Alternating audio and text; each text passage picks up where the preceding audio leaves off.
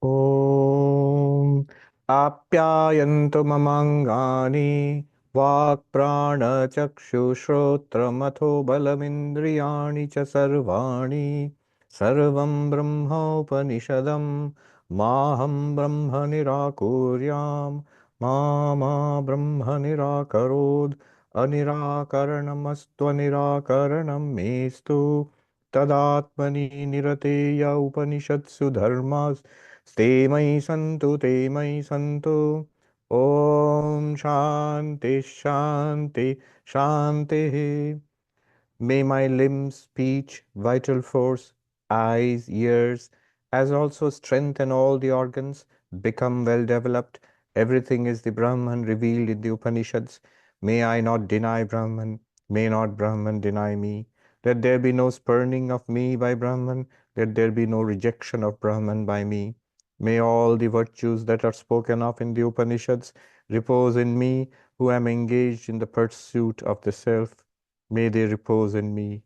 Om, peace, peace, peace. Namaste and good evening. I'm saying good evening here, but of course, you're all located all across the world. We are studying the Kena Upanishad, and we are in the second chapter studying the mantra Pratibodha viditam matam amritatvam hivindate atmana vindate viryam vidyaya amritam vindate.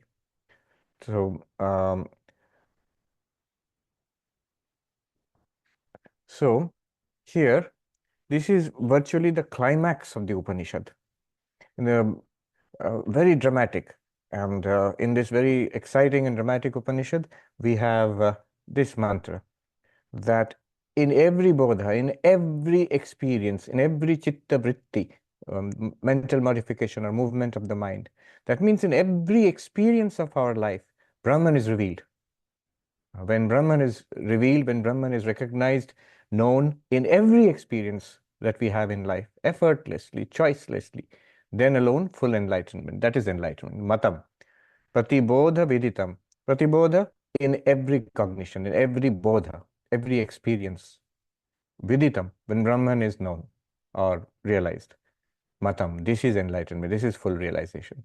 Where did the journey start? When the student asked in the beginning of the first chapter, the first question which set off the whole journey. Student asked, how is it that we see and hear and smell and taste and touch? What light is there which lights up all our thoughts and our speech? So all our sensory experiences, our thoughts, our actions, including speech, by what light are all these possible, are all these experienced? The question itself is so deep, so advanced. And then the answer, the journey began with the answer that there is one reality because of which our life is possible. And rather cryptically, the teacher said that is the ear of the ear, eye of the eye, mind of the mind, speech of the speech, and like that. And he said, we're realizing that one transcends mortality, one becomes immortal. This transcends this body mind. Here in this very life itself, one attains fulfillment. And after death, Videya Mukti, that means the bodiless, final bodiless liberation. So basically, liberation is attained by knowing that reality. Now, immediately the question arises. So, this one step has been taken that such a reality is there. This itself is a big thing, that there is such a thing as an Atman or Brahman, ultimate reality. That's a big, big thing. And the result also has been mentioned that by realizing that one transcends limitation, sorrow, attains immortality, fulfillment. But then it sets off another question because the teacher said by knowing that. So immediately question arises, how does one know it? And then the teacher said, well, it is not an object of the senses. You can't see it here. You can't know it in any of the usual ways. For example, we know things by seeing them, hearing. So by the sense organs, you cannot know the Atman. You cannot know it by speech also. Speech cannot describe it. Thought cannot encompass it. We cannot comprehend it with thought, and so on. And therefore, we do not know how to teach it. We do not know how it can be taught. But it's not that it's unknown. It's more than known. Next, the teacher tells us, and another dramatic turn, that actually there is a way of knowing it. And what is that? That you have to know it as other than the known and other than the unknown. It is not something which is known and not something which is unknown. In Vedantic terms, known means whatever we know, which is very little, but also whatever is knowable in this universe. Everything that is knowable is covered under the term known. From all our sense objects, this world we inhabit, our own bodies, our minds, the entire cosmos, everything from this world and other worlds up to the highest heaven falls under highest heaven, Brahmaloka, falls under the category known or knowable. And what is unknown? The source of this universe, Maya, that inscrutable source from which this universe has come. And you might say other things are also there. Certain things in mathematics, for example, are technically unknowable, or in maybe in physics and so on. So that is, there is the realm of the unknown or unknowable. But the Atman is not any of the known, and the Atman is not any of the unknown also. It is beyond both. And we know there is only one thing which is possible, this consciousness, which is at the root of all our experiences. This is the Atman, the self. Because the self is the only thing that satisfies the criteria other than the known, other than the unknown. What's other than the known? We'll say unknown. But what's other than the unknown also? Only one thing remains, the knower, the self. Immediately we will think, okay, I know myself. I am the knower. I am the one who is right now, who is talking, who is listening, who is seeing. So no, not this. Then the teacher goes on to say, it is not something that is an object of the eyes. Rather, it is that which is not something the eyes can see, that by which the eyes see. Know that to be Brahman, not what you worship here as this. So a series of teachings come, which shows us first that Brahman is not an object. In no way can it be, it has to be known, but it cannot be known as an object. But it's not unknown also, because it's the very essence of the knower. It's our real nature. It's who we are all the time. And that is the ultimate nature of God also, because God is not an object to be worshipped here. Nedam yadidam upasate. And this is also Mahavakya, the statement of the identity of Jiva and Paramatma, the Atma, Jivatma and Paramatma, the individual self and the supreme self. Tadeva brahmatvam vidhi nedam yadidam upasate. Know that alone to be Brahman. What alone? What is Brahman? The witness consciousness. Know that alone to be Brahman, not what you worship here as this. And then we saw at the beginning of the second chapter an examination, a careful consideration of what it means to be enlightened. And the upshot of it all, expressed in very paradoxical language. To those who consider that they know Brahman, it is not known. And to those who say that Brahman is not known within brackets as an object, they are the ones who truly know it. So that's what was discussed. And now still the question remains, can you explicitly say what is enlightenment? What is knowing Brahman? And so comes this tremendous declaration. Brahman is known in every experience. It's not that Brahman is unknown. No, it is known. It is more than known. In what sense? Unlike other things, it's not known by a particular experience. Brahman is revealed in every experience. See, when I read a book, the book is the object of my knowledge, and by that knowledge, I know only the book. Then I drink a cup of tea. Then my knowledge is my experiences of the tea, and by that knowledge, I know the tea only. The knowledge of the book is about the book. The knowledge of the tea is about the tea. In the knowledge of the book, only book was revealed. In the knowledge of the tea, only tea was revealed. Whatever we consider, we take up, an object is revealed. Something is revealed, either in the external world, or it could be more subtle in our world of our mind. Science, philosophy, art, literature, all these things, we can come up with. Every knowledge has some object, something we know.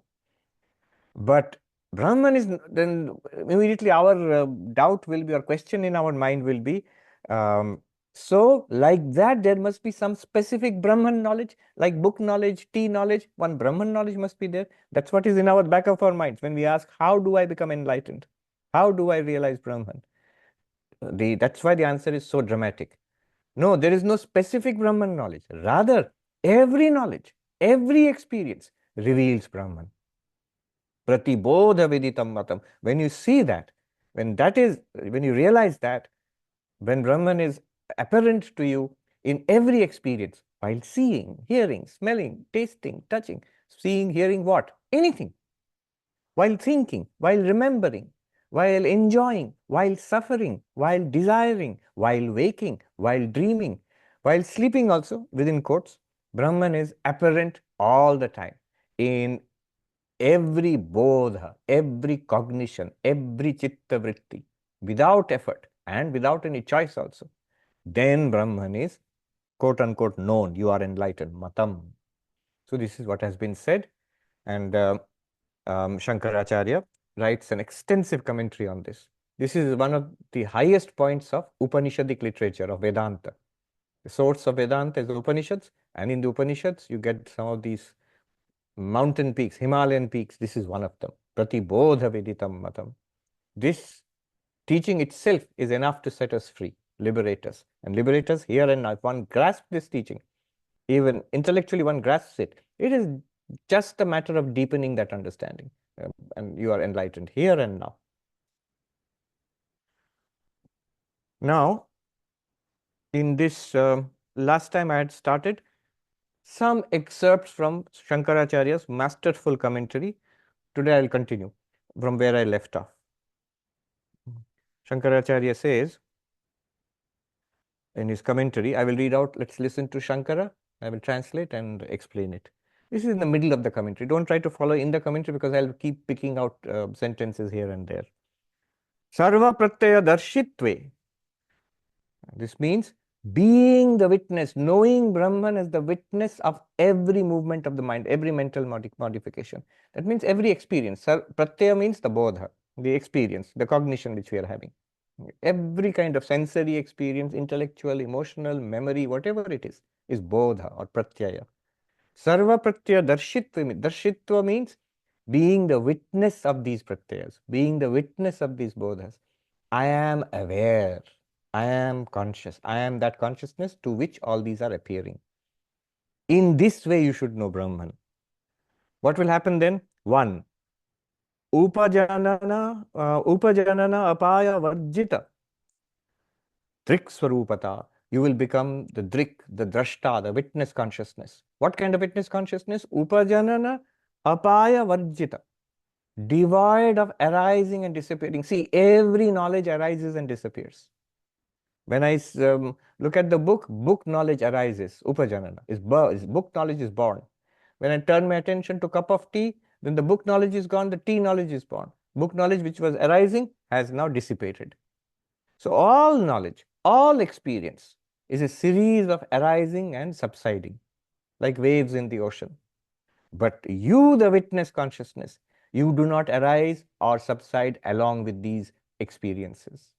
You are the same one. In every experience of seeing is the same consciousness. In every experience of tasting, of hearing, the same consciousness which experienced the book is the same consciousness which is experiencing cup of tea, is the same consciousness which is experiencing the lecture. All the objects are different. The chitta vrittis corresponding to these objects are different, but the consciousness is the same. The witness consciousness, drik swarupa. You will become the witness consciousness when you see yourself as the witness of all these experiences. And what will happen? This witness consciousness is devoid of, is beyond arising and departure. It does not come and go. It's always there. It does not originate, is not subject to destruction or fading away. Nityatvam, therefore it becomes constant. It is the one consciousness in all our experiences. It is the one consciousness in pleasure and pain, in the one consciousness in happiness and depression. It is the one consciousness when we are spiritual, when we are worldly. It's the same consciousness. It is the answer to the question which the student asked. By what light do I see, hear, smell, taste, touch, think, speak? That is the one, breathe. That is the one consciousness. So, drik swarupata nityatvam, vishuddhatvam, vishuddha swarupa. So, vishuddha swarupa means, vishuddha swarupatva, which means it is not mixed with the contents of our chitta vrittis. See, whenever we are experiencing something, I have an experience, a flash of pleasure. I feel happy. No, their consciousness is identified with the vritti. See, we are all aware that we are aware. It just needs a little bit of reminding. Look inwards. Are you aware? Yes, I'm aware. I'm aware. But the problem is, this awareness is constantly colored with the chitta vritti, constantly colored with the movements of the mind, the emotions, the ideas, the perceptions, the memory. These are constantly coloring it. And I know myself as the experiencer of these things. I do not know myself as distinct and witness. I am the witness of it all. That means when you know yourself as the witness, you see Vishuddha Swarupa. It is your consciousness alone, not consciousness with a mind. I'm so upset. My mind has become upset. We don't say that. We don't say that I am the ever peaceful consciousness, and today my mind became upset for a short while. We don't say that. I feel bad. I feel upset, colored. But when you can say honestly, I experience this upsurge of unhappiness in the mind temporarily, then you are then in that case Vishuddha Swarupa. You are consciousness only, not consciousness plus an emotion, not consciousness plus a memory or a something from the past or some anxiety about the future. Not like that. Just consciousness. Vishuddha Swarupa. Atmatvam. Important point. This consciousness is I. It is the self. Don't say it is my consciousness. And say my consciousness is fine, but I am very sad. No. You are that consciousness. Atmatvam. This Drik Swarupa witness consciousness is the Atma, is the self, is you. Nirvisheshata. Nirvisheshata ekatvam cha. So two more things. This witness consciousness does not have any attributes. All substances and their attributes appear to this consciousness. The consciousness by itself does not have any attributes. We experience the world. See, what is going on here is like this. Let me describe our life. All things in this world are experienced by you. The rope is experienced by you. The rope appearing by mistake as a snake is experienced by you. And the absence of both rope and snake is experienced by you. That one which experiences the world correctly known like rope. That one which experiences error, world incorrectly known, like knowing the snake in the rope. And that one which experiences the absence of knowing the world correctly and incorrectly. All knowledge is also wiped out, suppose. The absence of all kinds of knowledge. So knowledge, you are the consciousness which illumines all knowledge. You are the consciousness which illumines the error. You are the consciousness which illumines the presence and absence of knowledge and error. You are that ground of all these appearances. You do not have any particular characteristics. If you see any characteristics, blue, yellow, pink, so these are colors. You are looking at some object which has blue or yellow or pink color. So yeah, you might say, that is simple, I understand. All right, then what about happy, irritated, delighted? No, you are looking at a mind which has these characteristics of sometimes being happy, sometimes being irritated, sometimes being delighted. Not you. So like that. Any attribute, clearly know that if you are seeing any attribute, any property, any kind of distinguishing feature, it belongs to some substance which you are observing. All substances, all their attributes, correctly known, incorrectly known, not known, they all appear and disappear in you. What we are doing here is investigating that you, in which the knowledge of the world appears, error regarding the world appears, and the absence of the knowledge and error also appears. That underlying consciousness, that background awareness, that is what we are investigating. Shankaracharya is investigating here. He says, Atmatvam, it is yours, you are that. Nirvisheshata, it is attributeless. Ekatvam cha sarva bhuteshu siddham bhavet. If you do that, then the next startling conclusion will be, this one consciousness is not limited to that particular body and mind. It is We have to come to the understanding that it must be the one in all bodies and minds. I, the impersonal consciousness, illumining this body and mind, this personality called Sarvapriyananda, I must be the same consciousness in that body and mind, illumining that personality there. Vivekananda says something very remarkable. Let me read out two sentences from Vivekananda, which I was seeing. It is such a amazing commentary. You can immediately apply it to Kena Upanishad. Here, Swami Vivekananda says,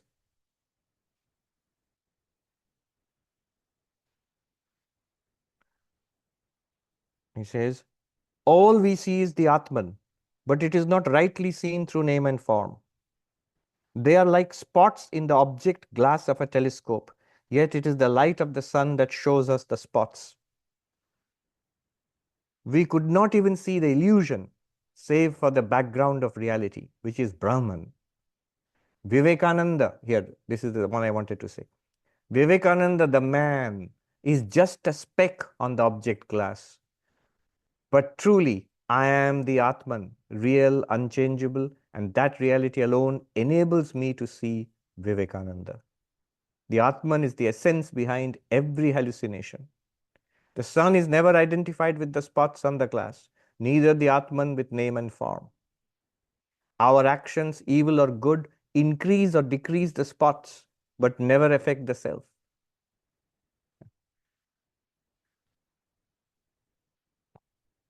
So, he says in the object glass of a telescope, object glass, I think he means the lens probably, of the telescope, this is a spot.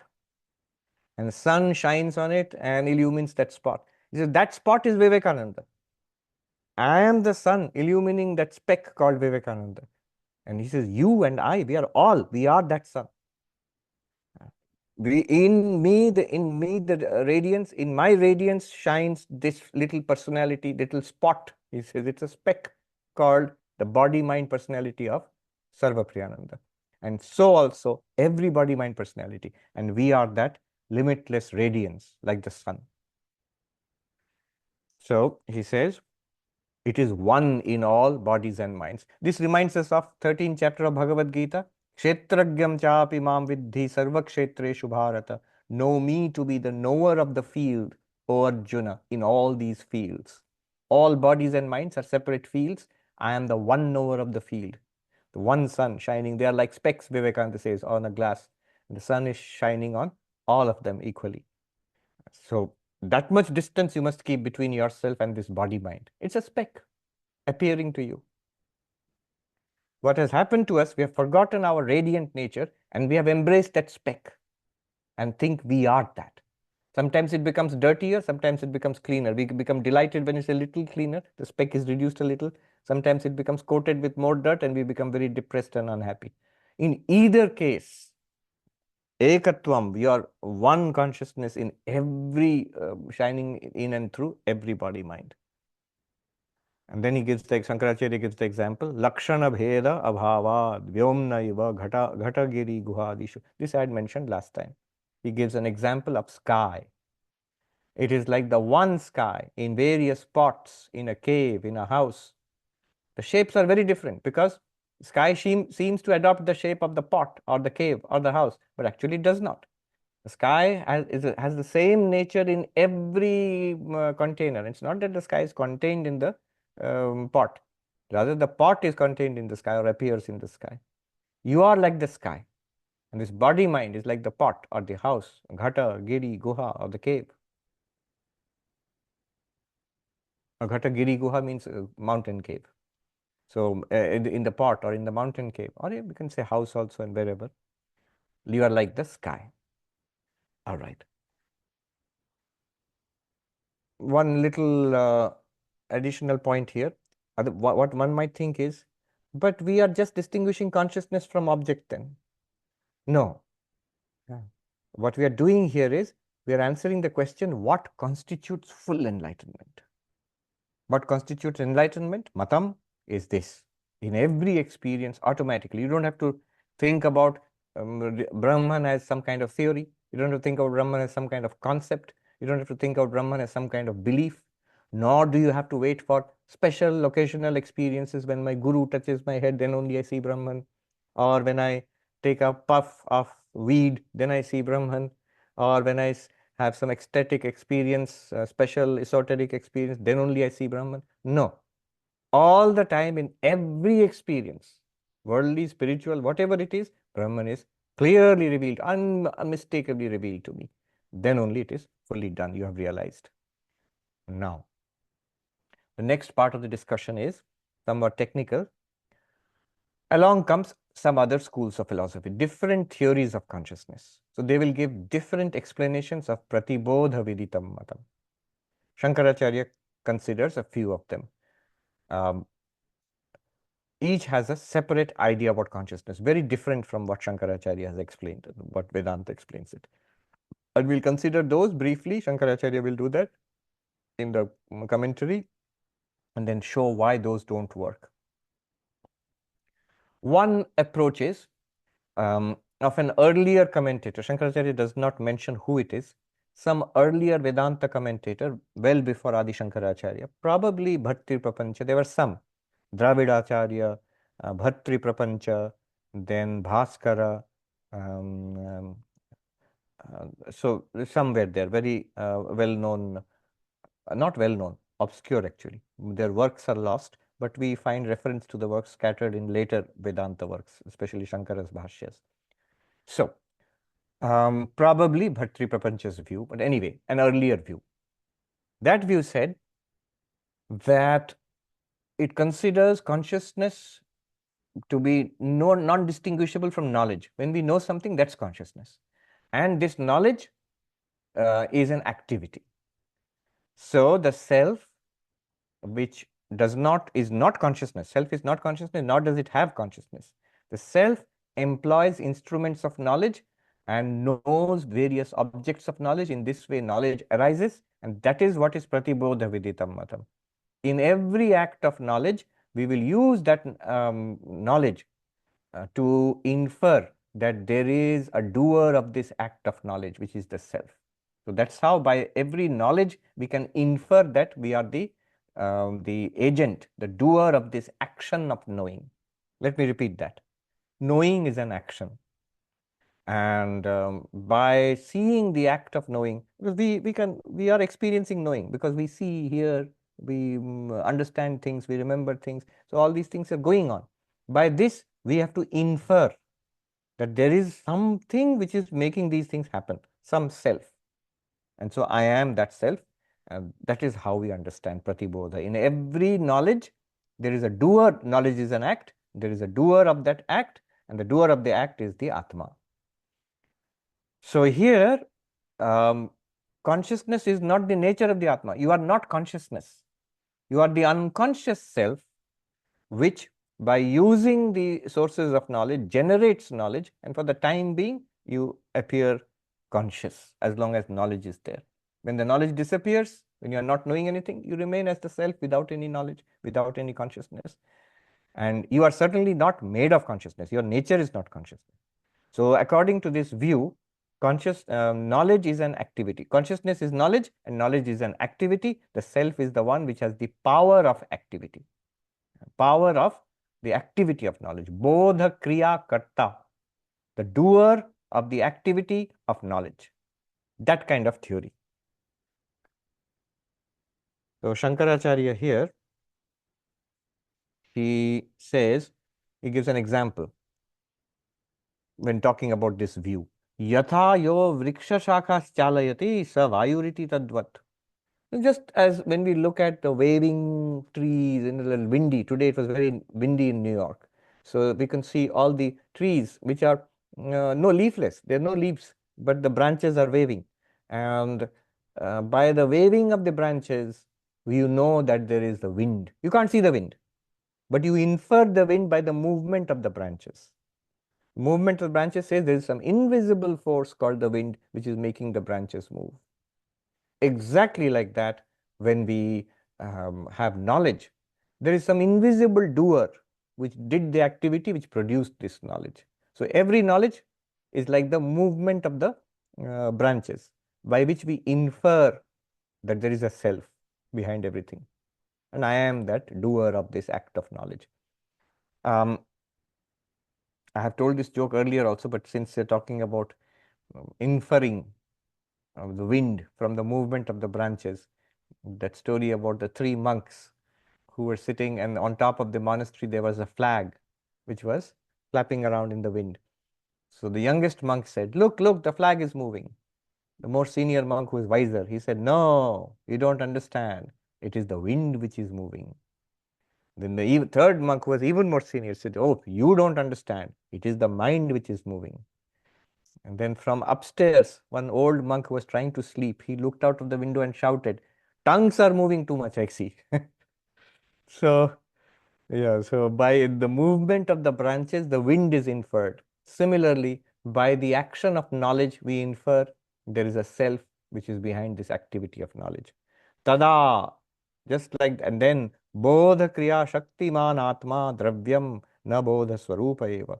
If you do this, Shankaracharya says, then the problem will be the, the doer of this action of knowledge, the performer of the activity of knowledge.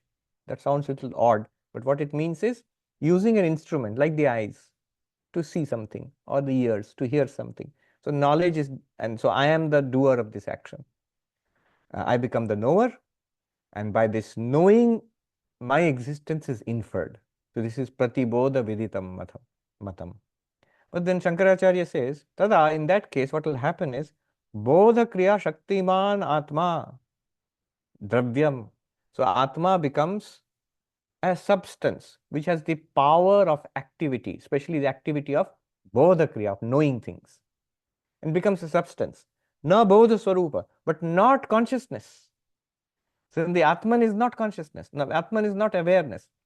Right now, we can, the way Advaita is speaking, pure consciousness is the Atman. What does it mean? Then I am not the body. The moment I say I am the body, we understand what is meant by that. See, what am I made of? Flesh and bones and blood and all that. See what the body is made of. If I say, no, no, no, I am the mind, then I can also still say, what am I made of?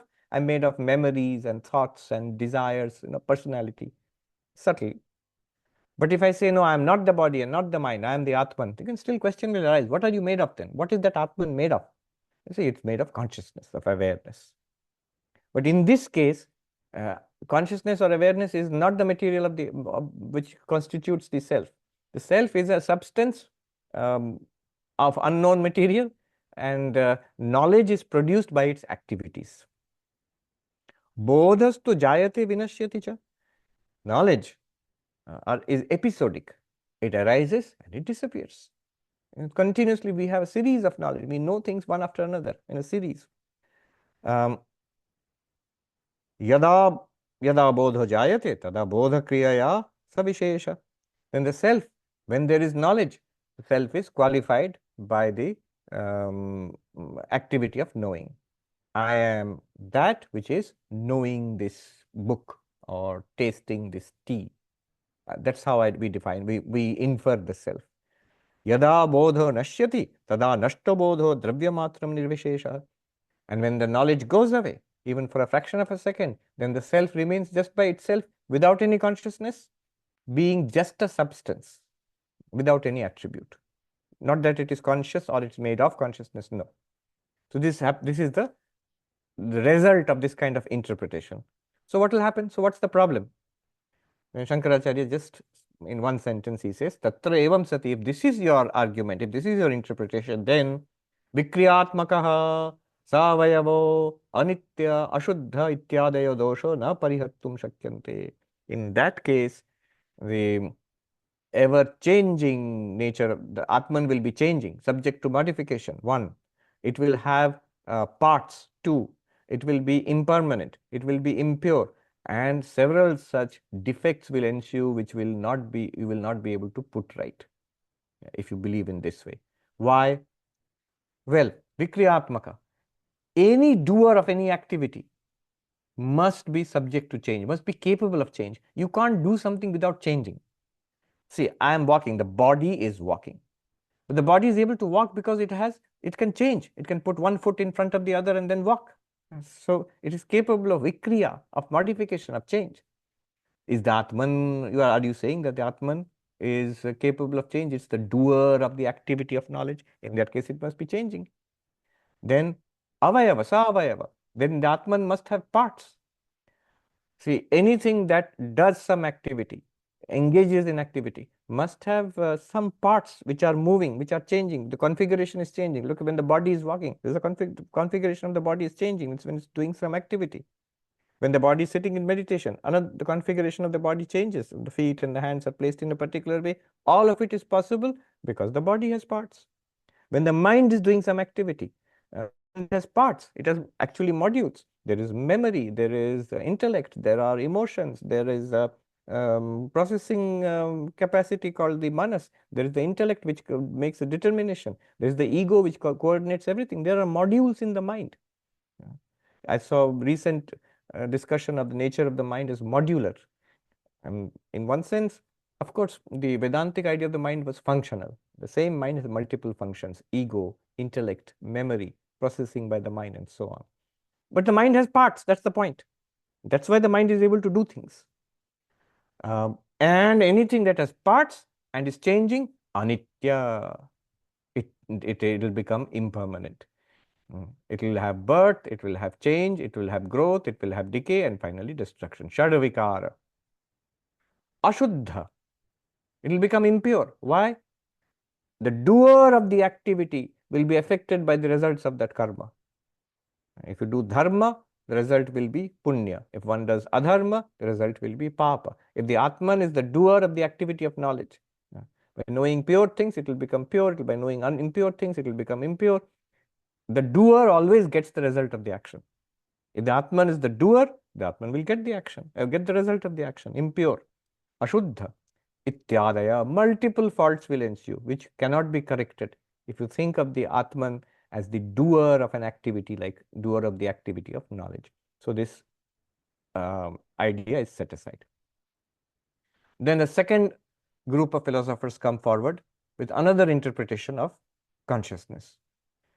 Pratibodha viditam matam, it means, according to this group, this next group is, this is the view of the Nyaya Vaisheshika philosopher. Shankaracharya says, Kanādanam Atmana Sanyogaja Bodha Atmani Samaveti.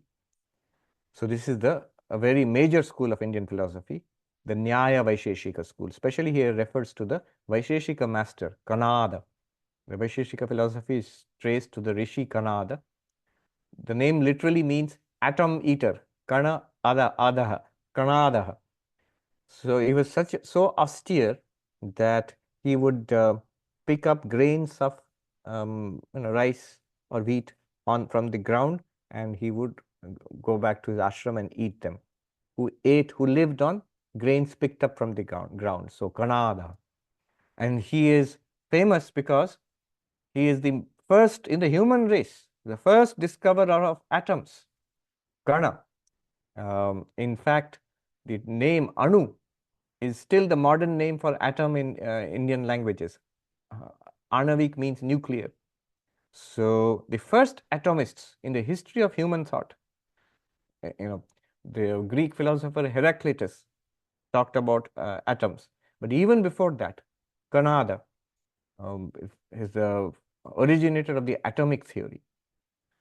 So that philosophy, they are realists and pluralists, and they don't accept the Vedantic idea of pure consciousness and the self is pure consciousness. So they have a different interpretation. Their interpretation is not that consciousness is an activity or knowledge is an activity. What they say is this: consciousness is a property of the self. The self is not consciousness. You are not consciousness. You are the self. And your property, occasional property, is consciousness. And how does consciousness come? Jnana. It comes in the Atma, in the self. How? Vishaya Indriya Sanyoga, Indriya Mana Sanyoga, Mana Atma Sanyoga. So the object is connected to the senses. So light comes on the book and it reflects back to the eyes. So my eyes are connected to the book. So object is connected to the senses. Now the senses are connected to the mind. So all the senses, they deposit their information collected from the objects, the information into the mind. Now the mind is connected, actual connection, they mean actual physical connection. So mind is connected to the Atma. Atma Manas Sanyoga. When the mind approaches the Atma with this information, consciousness flashes in the Atma, and the Atma knows this information. So, consciousness is a property of the Atma. Consciousness is the property of the self. What was the earlier interpretation? It is an activity done by the self. Here, it is modified. It's not an activity. The self does not do action. So all those problems which will arise if you say the self is changeable, doing actions, none of that is an issue here. Self is not changing, not doing an action. However, consciousness is a property of the self, an occasional property, that too. Only when the senses are in contact with an object and the senses are in contact with the mind and the mind is in contact with the Atma, then in the Atma consciousness arises and the Atma knows, is able to know these objects. That is the meaning of pratibodha viditam matam. Otherwise, the self, dravya matrastu bhavati, ghata eva. Shankaracharya, he has a crude way of summarizing what the Nyayikas are saying. Just like a pot, the self is just a substance. Consciousness is generated when there is contact with the mind, and the mind is in contact with the senses, and senses are in contact with their objects. What's the problem? Well, first of all, the problem, Shankaracharya says, Vijnanam Anandam Brahma from Brihadaranyaka Upanishad. Upanishad says, consciousness, the self or Brahman is consciousness and bliss. Vijnanam Anandam Brahma.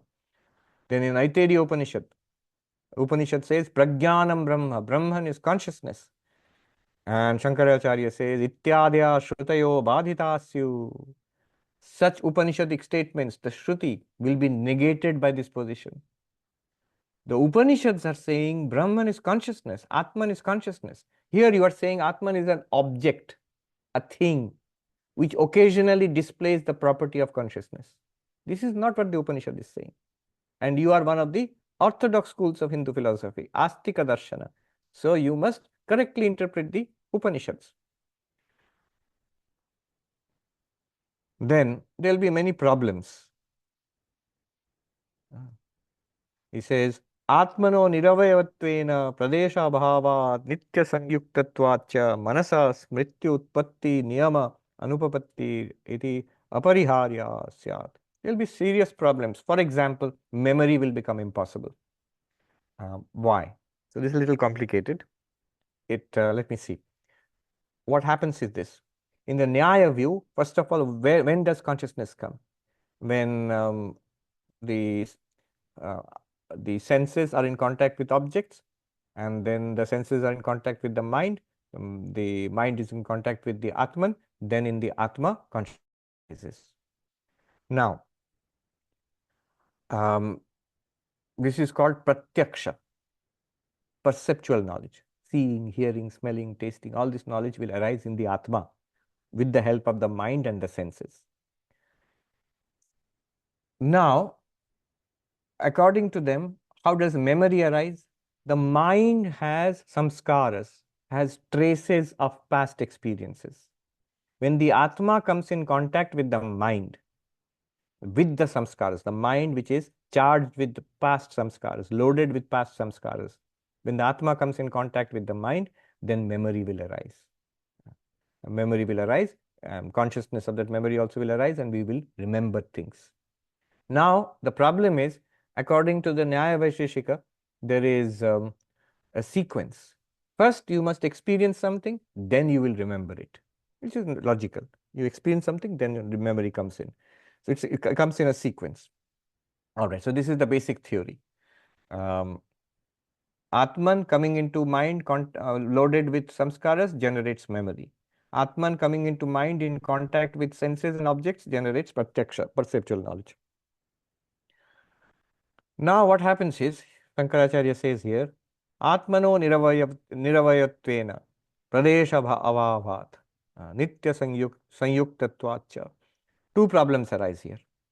According to the Nyaya Vaisheshika theory or khaṇḍas theory, the self or the Atman is vibhu, is all pervasive, is partless. It is all pervasive and has no parts. If you say it has no parts, all pervasive, then because it is partless, how will anything come into contact with it? See, contact requires, on the Nyaya Vaisheshika view, contact requires two things with parts coming into contact with each other. One part of this, see, two fingers, it has parts. When I put two fingers together, this part of this finger and this part of this finger, they come into contact. It's possible only because these two have parts. That's why they can come into contact. Two objects with parts can come into contact. But you have just said that the Atma has no parts. So the mind will come into contact with the Atma where? How? And if the mind does not come into contact with Atma, consciousness cannot be generated in the Atma.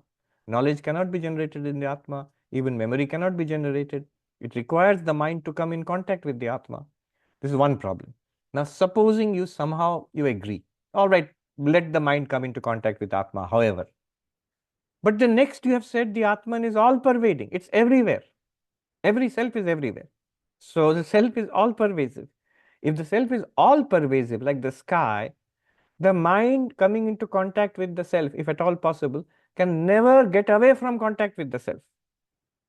Because the self is everywhere. Atma is everywhere. Where will the mind hide? So the mind can never be not in contact with the self. If it's never, it is always in contact with the self, it will always generate knowledge. It will always generate consciousness. Because the condition of knowledge or consciousness was that they have to come in contact, but they're always in contact, so always generating consciousness or knowledge. In that case, on the Nyaya Vaisheshika view, sleep will be impossible. In the Nyaya Vaisheshika view, what happens? In waking and dreaming, there is contact with the mind and the self, and the mind keeps on doing. So this is actually sort of philosophical way of putting common sense, which we always think about. And the mind, I, the self, in connection with the mind, I am having these thoughts, emotions, feelings, ideas, conscious experiences. If the mind is not in contact with me, like deep sleep, I will have no such experience. Very commonsensical, actually. But now you are arguing that the Atman is everywhere. Then the mind will always be in contact with Atma. If the mind is always in contact with Atma, always some kind of cognitive experience will go on, then you can never have sleep. You will have only waking and dreams. Insomnia will result. So probably the Nyaya Vaisheshika school, they don't sleep and they are insomniacs. What about memory then? One consequence, implication will be memory becomes impossible. You said memory follows pratyaksha. Perceptual knowledge is followed by memory. But if the mind is always in contact with the self, then it will always generate. And the senses are always in contact with some object or the other. You can close your eyes, but ears are open. Skin is there. Tongue is there. So your senses are always in contact with the world. And they will always generate some kind of sense experience. So sense experiences will follow one after another. Where will there be scope for memory to come? So there will be no scope for memory to arise, because memory has to follow sense experience next memory, but it will not come because sense experience will be succeeded by sense experience will be succeeded by sense experience. So this is a memory based argument. Shankaracharya has a number of these memory based arguments. This is just one example. Samsarga dharmitvam chatmana shruti smriti nyaya viruddham kalpitam syat. And then he says, he goes on the attack. He says, when you say the Atma comes into contact with mind. So Atma is something that can come into contact with this thing or that thing. This goes directly against Upanishads. It goes directly against Smritis. It goes directly against logic. Why? He quotes from the Upanishad. In the Upanishad, many times this word is used for the Atma or Brahma. Asanga, non-attached. No contact. Asanga nahi sajjate, Brihadaranyaka Upanishad. The Atma, which has no sanga, no contact with anything, can never be attached to anything. So Brihadaranyaka Upanishad says, and here you are saying the Atman is coming in contact with the mind all the time. It is contrary to the Upanishad. Then Gita also. Shankaracharya quotes 13th verse of chapter 13, verse 14. Asaktam sarvabhrit. The Atman is non-attached, and yet it is the ground of everything. It's not attached to anything, but the ground of everything. What does it mean? Like a movie. Movie screen is the ground, is the basis for all things happening in the movie, but it's completely unattached to anything happening in the movie. So it is the point here, it is unattached, no contact. At no point in the movie, suppose, and good, bad, suppose no point does the screen come into contact with any of the pictures or any of the events or happenings in the movie. Suppose there is a deluge in the movie. Does the screen become wet? No. Suppose there is an explosion in the movie. Does the screen start burning? No. Screen has no contact at all with the pictures which are appearing. No contact with the contents of the movie. Similarly, Atma does not have contact with anything. But here you are saying your whole theory is based on contact of Atma and self. Then logically, so this is Shruti Virodha, Smriti Virodha, contradicting the Upanishad, and you are contradicting the Gita, and now you're contradicting logic. Gunavad gunavata samsrajyate natulya jatiyam. The two things of similar nature can come into contact, not vastly different entities. So two physical things can come into contact with each other. But even something like the mind, can the mind come in contact with anything physical? That's the huge problem of mind-body duality. Forget consciousness. How mind is operating with a physical body, that till today nobody has been able to say. So that's why all physicalists, they try to reduce the mind to some activity of the brain or nervous system, something material. Then only, why? It's a philosophical imperative. Then only they can rest easy. That yes, after all, this consciousness, mind, all these things are products of matter, and matter is interacting with matter. What is he saying, Shankaracharya? Gunavata samsrijyate. An item with an entity with some qualities or attributes can interact with another entity with similar qualities and attributes. Natulya jatiyam, not something which is vastly different from it. How mind and body interact, that is a huge problem. Unsolved till now, it's insoluble. Ataha nirgunam nirvishesham sarva vilakshanam kenachidapya atulya jatiyena samsrijyate ityetad nyaya viruddham bhavet. Therefore, the attributeless, qualityless, entirely distinct, pure consciousness, how can it come into contact with something which is different from it, like the mind or the body? It cannot come into contact with them. And yet your whole theory is based on contact. Tasmad nitya. So this is why it is set aside, your view. So what is the conclusion? Consciousness, they always present awareness, illumining every vritti. That is the meaning of pratibodha viditam matam. Nitya alupta jnana swarupa jyotiratma. The self, which is light itself. By light it means the constant consciousness which it is, constant awareness which it is. This is Brahma, Brahma ityayam artha sarva bodha bodhritve atmana siddhyate.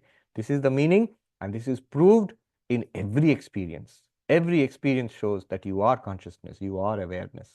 Nanyatha, not in any other way, not in any other alternative which was shown. This is the meaning of pratibodha viditam matam. Now, one more view, Buddhist view.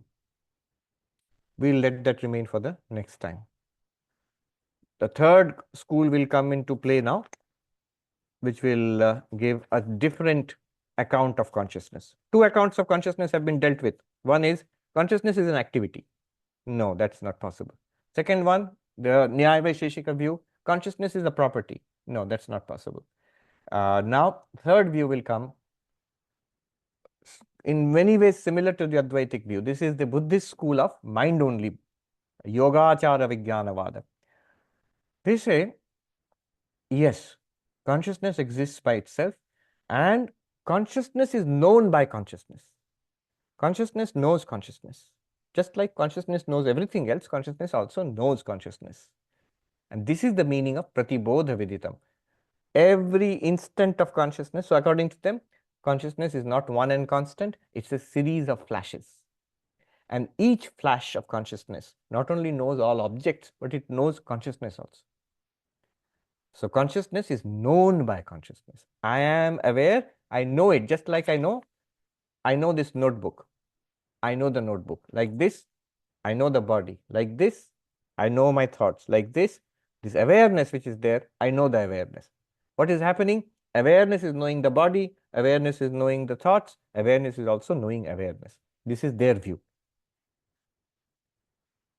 And all right, let me finish it since I've started it. Just summarize in a couple of lines. This view Shankaracharya summarily rejects. Why? Well, the big problem will be you can only know something which is present. So, if the notebook is not present, it was in my memory only, so I can remember it, but I can't say I am seeing it. Knowing it, like seeing it or hearing it, any kind of direct knowledge, perception is possible for something which is present. But oh Buddhist, did you not say consciousness is a series of flashes? Instantaneous, arises, disappears, arises, disappears. It's a series of instantaneously appearing and disappearing flashes of consciousness. This is called kshanika vijnana, momentary flashes of consciousness. Yes, that's true. That's our idea of consciousness. In that case, consciousness can, if consciousness knows itself, it can only know the present flash of consciousness can know itself. But it can't know the earlier flash of consciousness because it can't know it, because it's gone. So consciousness cannot objectify the consciousness which is gone. Consciousness cannot objectify the future flash of consciousness which is yet to come. Consciousness at most can objectify itself, supposing it can. And of course, there is a huge problem of subject objectifying itself. That issue is also there. That setting that aside, if you have flashes of consciousness, then at most it is possible for consciousness to know only the present flash of consciousness, not the earlier one, not the later one. The earlier one is gone forever. Even one moment ago, the consciousness which was there is gone. The future consciousness has not arisen yet. So all it knows is itself. Now, that does not, so it is no longer pratibodha viditam. Every flash of consciousness does not reveal itself. It only reveals only that particular flash, not the whole, all of consciousness at all. And therefore, it also shows anatmatvam, the Upanishadic idea of a self, which is permanent consciousness, a consciousness which is always there, changelessly, like a constant light, that is not proved. It will lead to the impermanence of consciousness, and it's not a theory of the self at all, anatmatvam, which is what the Buddhists want to prove actually. So, according to this, consciousness becomes momentary. This is Shankaracharya's objection, and he also shows that the Upanishads speak directly against all of this. So Upanishads speak of one constant consciousness. And it goes against our experience also. Many problems will ensue. So I recognize myself as the one who experienced yesterday. I'm the same consciousness who experienced dreams, who is awake now experiencing this.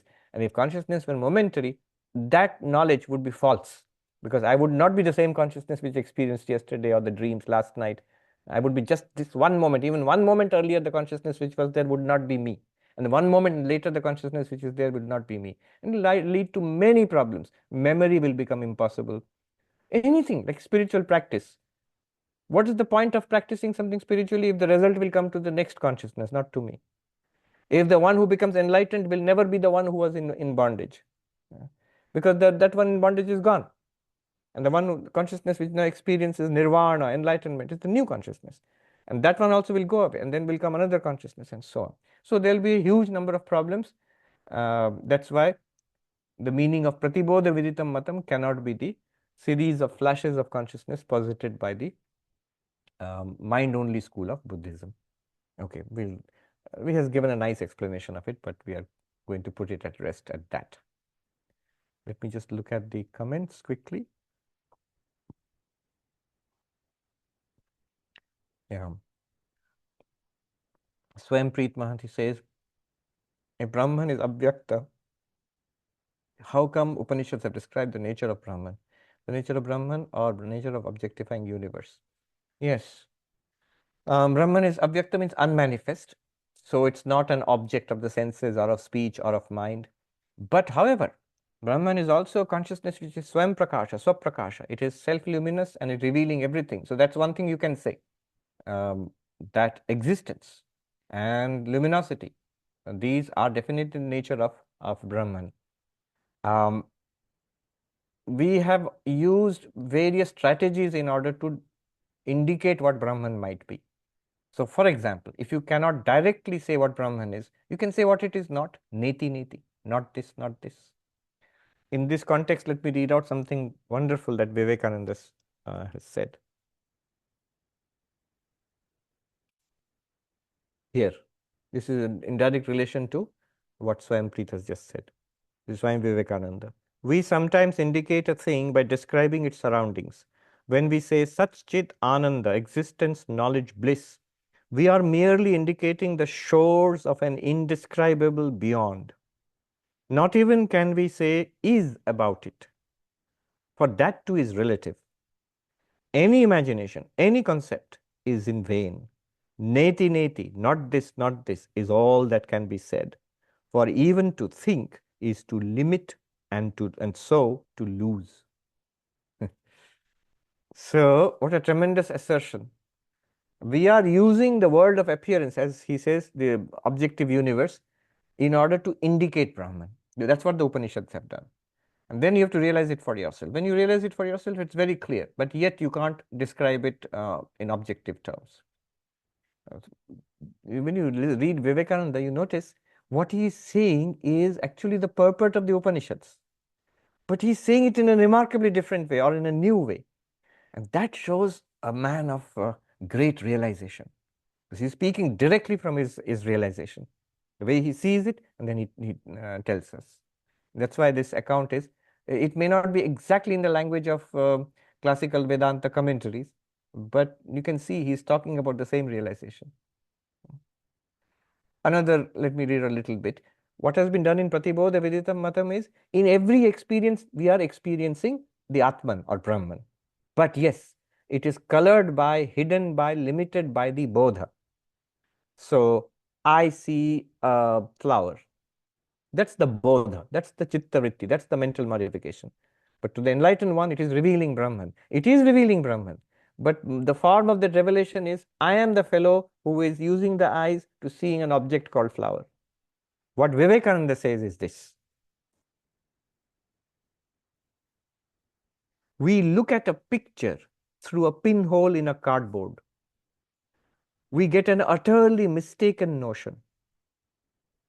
If you're just looking like this little hole in the cardboard and looking at a picture, you'll see a tiny bit of it. We'll get an utterly mistaken notion. Yet, what we see is really the picture. You are experiencing the picture, which means whatever you experience, you are experiencing Brahman, you are experiencing God, and this is the only way in which it can be experienced. As we enlarge the whole, we get a clearer and clearer idea. Out of the reality, we manufacture different views in conformity with our mistaken perceptions of name and form. These mistaken perceptions of name and form are the bodhas. He says, all we see is the Atman, but it is not rightly seen through name and form. They are in the veil in Maya. So, what Shankaracharya is saying, however, whatever we are experiencing Brahman.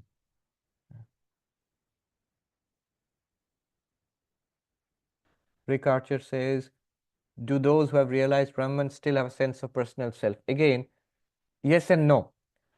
No, in the sense they are very clear they are the impersonal Brahman.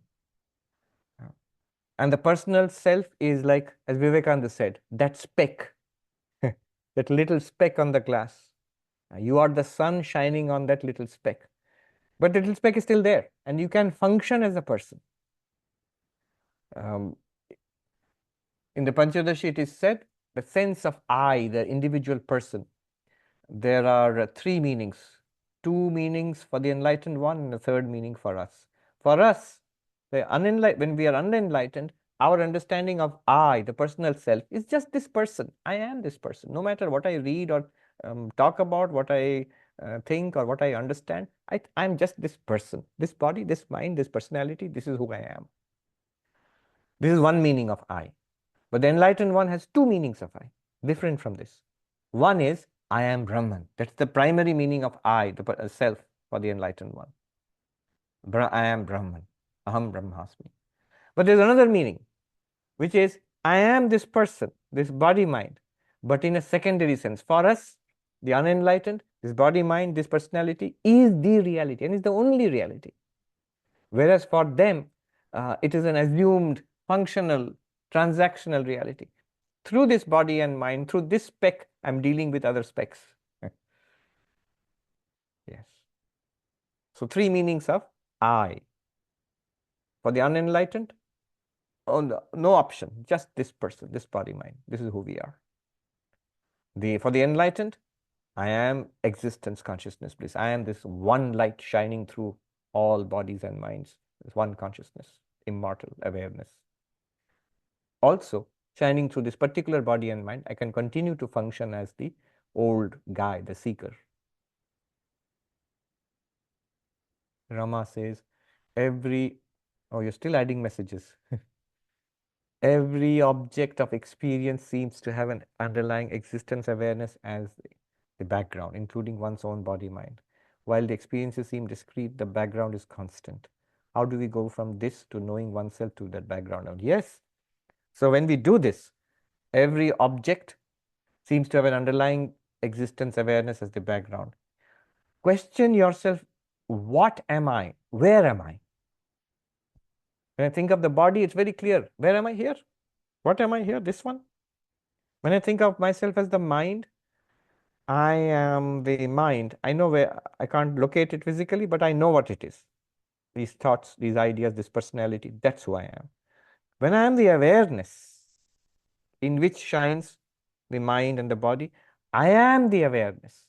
It's not that there is an awareness. Now I need to shift my identity. Now I'm thinking of body, I am the body. Now I have understood that there is some kind of background awareness. Now I have to shift my I sense from the body to that awareness. No.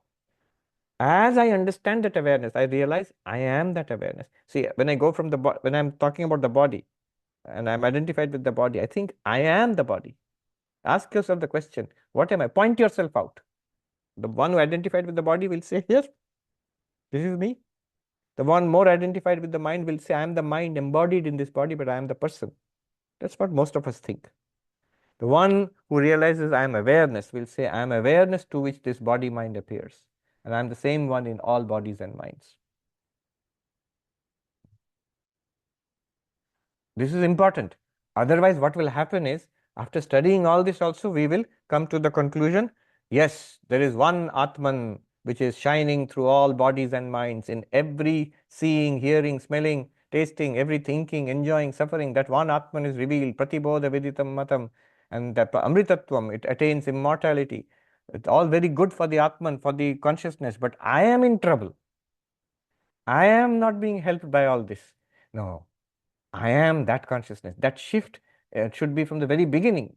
All of this should be using this to interrogate myself. What am I? Am I the body? But clearly you must say, I am aware of the body. What is it? That I am the awareness I am the body in which there is an awareness, or I am the awareness to which a body is appearing. You will see, I am aware, and I am aware of the body. So I am awareness to which a body is appearing. Look at your own experience. Always move in your own experience. I should read out one sentence which Shankaracharya said after refuting the Buddhist. Next time also I'll read out, but today also let me read out. Bodhasya hi pratyagatma vishayatvam cha matam amritatvam hetu, amritatve hetu. Very beautiful point. This bodha, this consciousness, illumining all cognitions. Pratyagatma vishayatvam. It is the inner self. That consciousness which illumines all bodhas, all experiences, that is who I am. When I realize that, amritatve hetuhu, it is the cause of immortality. It leads to immortality. If I realize that there is an immortal Brahman, there is an immortal Atma, there is an Atman shining through every experience, that will not make me immortal. I have not realized my immortality. Who am I? That question still remains. He says, no, no, no. That is pratyagatmatva vishaya. We are all the time talking about that inner self, that in this body and mind, that person. We are asking you, who are you? What are you? At every step, check. Am I the body? Or am I the mind which thinks about the body? Or I'm the mind? Am I these thoughts and feelings? Or am I the awareness of these thoughts? These thoughts and feelings come and go. Do I come and go? No. Then I can't be the thoughts and feelings. I must be the awareness which watches the coming and going of the thoughts and feelings. You see my point? You must always connect it to the self. John says, Vedanta is defined as the conclusion of the Vedas, or the end of knowledge. End in the sense of the final knowledge, or the highest conclusion of the Vedas, Siddhanta. One philosopher, Arindam Chakravarti, said like razor's edge, cutting edge of knowledge. So Vedanta is not just some ancient obscure philosophy, it is the cutting edge of knowledge. When we see all knowledge or experience as actually only Brahman, then the goal of Vedanta, the end of knowledge, is fulfilled. The end of knowledge as a separate object apart from Brahman is achieved. Could this be true? I'm not very clear. Oh, okay. Yes, in one sense, you're right. We are knowing things from time to time over many lifetimes. What is the goal, end of all of this knowing? It is knowledge itself, it is consciousness itself, which is our own nature. To know that limitless consciousness as I, that is the end of all knowledge. In fact, there is a term, charama vritti, the final knowledge, that I am Brahman. Ramya says, enlightened knowing consciousness always present. Priyanka says, before this, subject objectifying itself is Maya.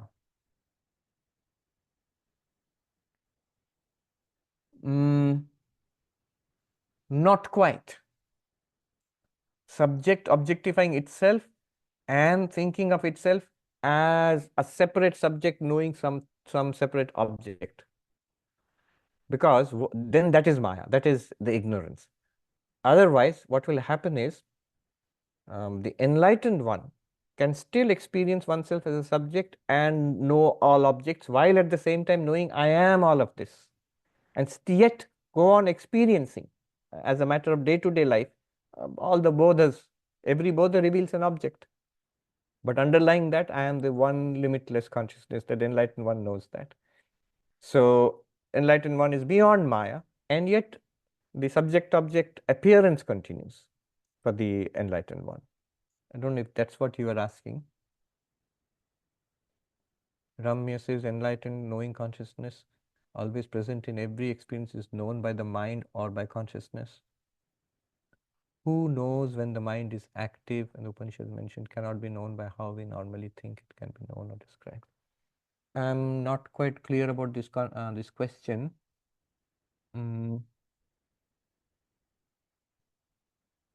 Always present in every experience.